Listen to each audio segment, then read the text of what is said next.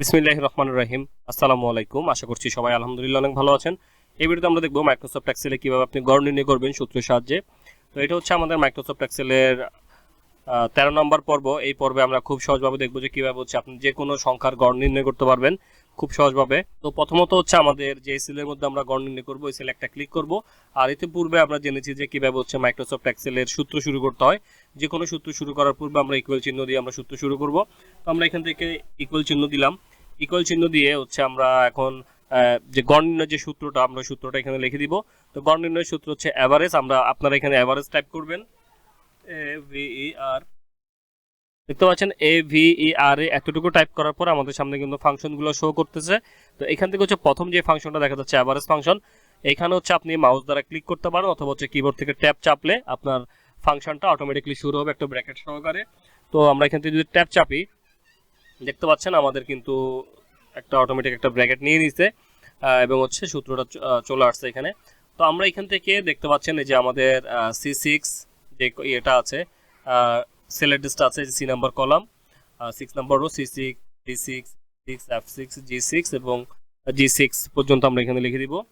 এখানে হচ্ছে আমাদের C6 থেকে এই কোলনের মানে হচ্ছে থেকে, আপনারা দেখবেন C6 মানে হচ্ছে আপনারা সেল অ্যাড্রেসটা দিবেন। অবশ্যই আপনাকে সেল অ্যাড্রেস দিতে হবে। এক্সেলে যদি আপনি সেল অ্যাড্রেস না বুঝেন আপনি কিছু করতে পারবেন না।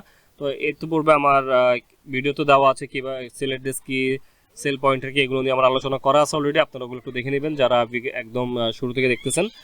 তো আমরা এখান থেকে হচ্ছে C6 এবং হচ্ছে আমাদের G6 পর্যন্ত দিব। G6 দিয়ে আমরা যে আমাদের যে ব্র্যাকেটটা শুরু হয়েছিল আমরা ব্র্যাকেট ক্লোজ করে নিই। আমরা এখন ব্র্যাকেটটাকে ক্লোজ করব। ব্র্যাকেট ক্লোজ করে আমরা কিবোর্ড থেকে এন্টার প্রেস করব। এই যে দেখতে পাচ্ছেন আমাদের কিন্তু সূত্রটা চলে আসছে, মানে হচ্ছে আমাদের অ্যান্সারটা চলে আসছে। এটার এই সংখ্যাগুলোর গড় হচ্ছে আমাদের 69.8। এখন যদি আমরা সেল পয়েন্টার ধরে এইভাবে যদি আমরা ড্রাগ করি, প্রত্যেকটা সেলের আলাদা আলাদা গড় চলে আসবে, এরকম দেখতে পাচ্ছেন। তো আমাদের আরেকটি সূত্র আমরা এখানে অ্যাপ্লাই করব। আমরা এটা তো লিখে দিলাম, আমরা মাউস দ্বারা কিভাবে করব এটাও দেখাই দিব। ইকুয়াল টু, দেখতে পাচ্ছেন অ্যাভারেজ, আমরা অ্যাভারেজ সূত্রটা আবার অ্যাপ্লাই করতেছি ব্র্যাকেট দিয়ে। এখন হচ্ছে আমরা এইখান থেকে কতটুকু আমরা গড় বের করব। যদি আমি এখান থেকে এইভাবে সিলেক্ট করে দিই মাউসটা, দেখতে পাচ্ছেন এই যে চলে আসলো। আমরা এতটুকু পর্যন্ত C6 থেকে G6 অটোমেটিক্যালি কিন্তু চলে আসছে এবং আমরা মাউস দ্বারা সিলেক্ট করার পরে, তো মাউস দিয়ে আসলে এটা করাটা মূলত একদম ইজি। তো আপনারা মাউস দিয়ে করতে পারেন অথবা লিখে দিয়েও করতে পারেন, এই জন্য আমি আপনাদেরকে দুইটাই দেখালাম।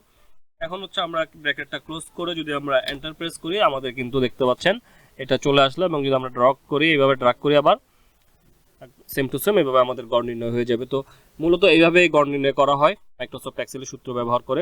তো আশা করছি আপনারা বুঝতে পেরেছেন।